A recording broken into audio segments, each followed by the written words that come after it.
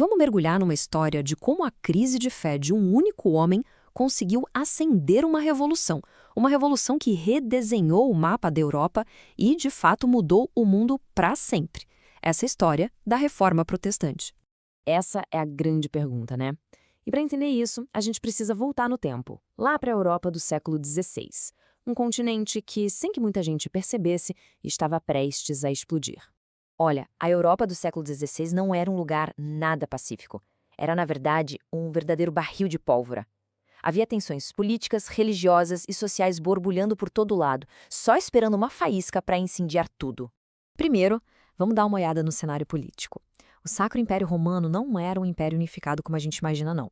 O imperador, na época, o Carlos V, não tinha poder absoluto. Na prática, a autoridade real estava nas mãos dos príncipes locais, como Frederico o Sábio da Saxônia. E essa fragmentação foi fundamental porque acabou criando brechas, espaços onde o movimento de reforma podia nascer, sobreviver e até ser protegido. Se o imperador mandasse em tudo, a história da reforma provavelmente teria sido bem mais curta. Agora, vamos à pólvora religiosa. O Papa Leão X precisava de uma fortuna, mas uma fortuna mesmo, para construir a grandiosa Basílica de São Pedro em Roma. A solução? Vender cargos na igreja e, o mais polêmico de tudo, vender indulgências. Basicamente, eram documentos que prometiam diminuir o tempo de uma alma no purgatório. O caso do arcebispo Alberto de Brandemburgo é um exemplo perfeito. Ele conseguiu autorização para vender indulgências para pagar uma dívida gigantesca que ele tinha com o próprio Papa. Claro que uma prática dessa gerava uma revolta silenciosa no povo. E para fechar o cenário, a pólvora social. Os camponeses viviam numa miséria terrível e olhavam para a imensa riqueza da igreja, com um ressentimento cada vez maior. Eles sentiam a extorsão nos impostos, nas taxas, enquanto o clero, em geral, fazia muito pouco para ajudar. Esse sentimento de amargura cria um público pronto, sabe? Um público disposto a apoiar qualquer líder que ousasse desafiar a ordem estabelecida. O palco estava todo montado. Com toda essa pólvora espalhada, só faltava uma faísca. E essa faísca viria de um lugar totalmente inesperado, da crise espiritual de um único monge chamado Martinho Lutero. A jornada do Lutero não começou com uma vontade de fazer revolução, mas sim com um medo profundo. Ele virou monge depois de quase morrer numa tempestade, apavorado com a ideia do inferno. Dentro do mosteiro, ele se dedicou de corpo e alma. Jejuns, orações, confissões sem fim, mas nada aliviava aquela alma atormentada. Para ele, Deus era um juiz implacável, impossível de agradar. A virada de chave começou quando seus superiores, talvez só para distrair o rapaz, o mandaram dar aula sobre as escrituras em Wittenberg. Foi ali, estudando a Carta aos Romanos, que Lutero teve a sua grande iluminação. Ele entendeu que a justiça de Deus não era sobre Deus punindo pecadores, era sobre a justiça que Deus dá de graça para quem tem fé.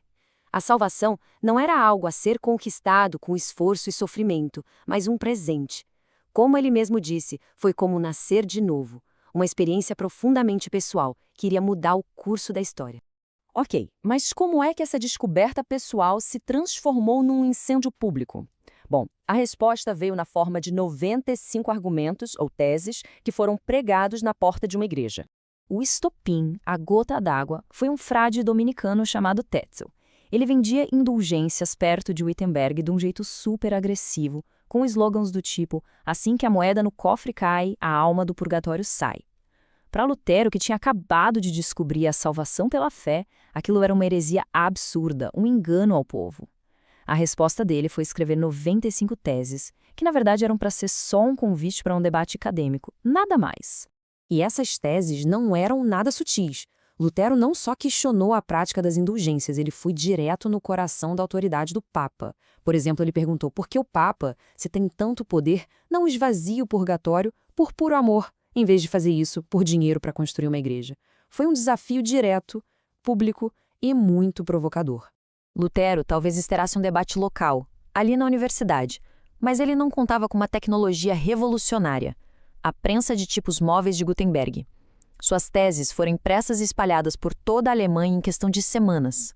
A faísca tinha encontrado o barril de pólvora, e assim nasceu o primeiro evento de milha viral da história. Daí em diante, o confronto foi inevitável.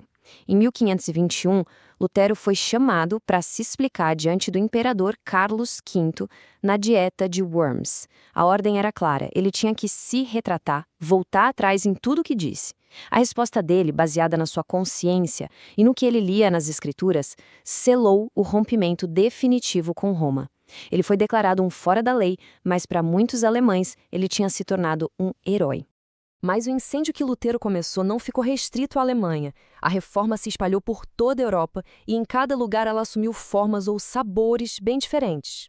É muito importante entender que a reforma não foi uma coisa só.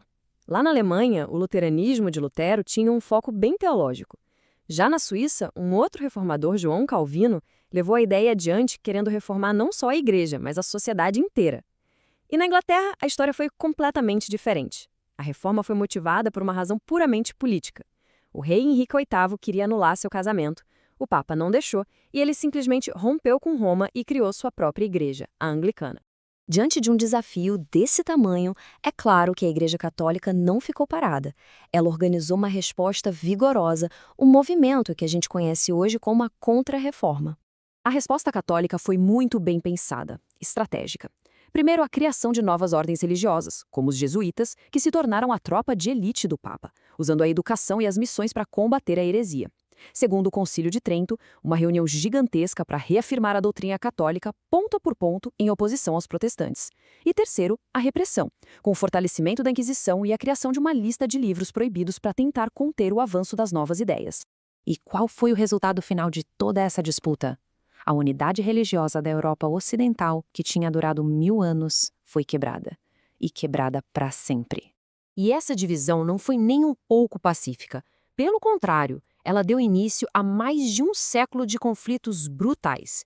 As chamadas guerras religiosas varreram o continente, colocando católicos e protestantes uns contra os outros em batalhas que devastaram terras e populações, e que chegaram ao seu auge na terrível Guerra dos 30 Anos.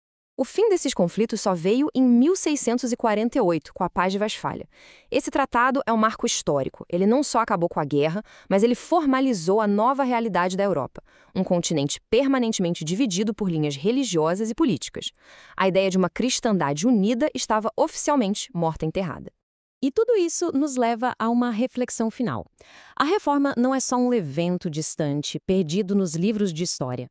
As consequências dela moldaram nações, influenciaram ideias sobre individualismo, sobre governo, sobre ciência. Então a pergunta que fica é: de que maneiras essa divisão, que aconteceu 500 anos atrás, ainda ecoa no nosso mundo, na nossa cultura e até na nossa identidade hoje em dia?